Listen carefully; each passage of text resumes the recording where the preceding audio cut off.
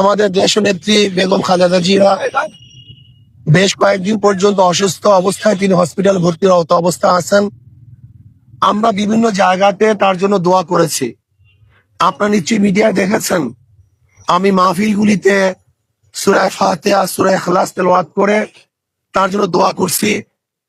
আমরা এখন আল্লাহর কাছে দোয়া করি, আল্লাহ যেন তাকে পরিপূর্ণ সুস্থ করে দেন এবং আগে যেইভাবে তিনি দেশের খেদমত করেছেন আমাদের মাঝে আবারও তাকে আল্লাহ পাক ফিরিয়ে দেন, যেন তিনি আবারও আপোষহীন ভাবে দেশের খেদমত আঞ্জাম দিতে পারেন এবং তার পরিবার পরিজনকে আল্লাহ পাক রব্বুল আলামিন ধৈর্য ধারণ করার তৌফিক দান করেন।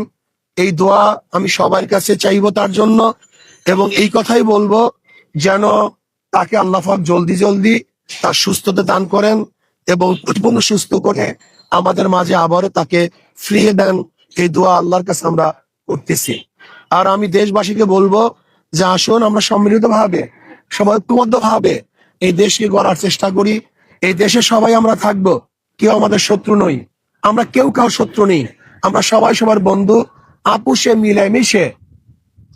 মিলেমিশে সমস্ত আদর্শ, সমস্ত নীতির, সমস্ত ধর্মের লোকগুলি একত্রিত হয়ে আমরা যদি দেশকে সাজাতে চেষ্টা করি, একটা সুন্দর দেশ উপহার দেওয়ার চেষ্টা করি, তাহলে আমি বিশ্বাস করি ইনশাআল্লাহ অবশ্যই আমরা সমস্ত রাজনৈতিক দলগুলি আদর্শ এবং নীতি ভিন্ন হওয়া সত্ত্বেও যদি আমরা একত্রিত হয়ে দেশকে উন্নয়নের চেষ্টা করি, তাহলে অবশ্যই ইনশাআল্লাহ আমরা দেশকে উন্নয়ন করতে পারবো।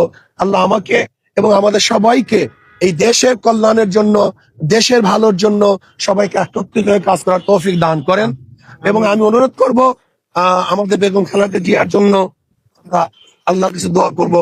আমি একটু দোয়া করি, আল্লাহুম্মা আমিন।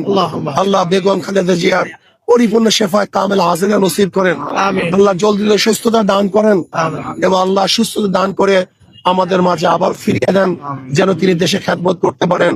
রব্বির হামহুমা কামা রব্বায়ানি সগীরা।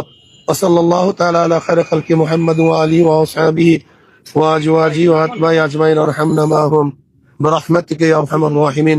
আসসালামু আলাইকুম ওয়া রাহমাতুল্লাহ।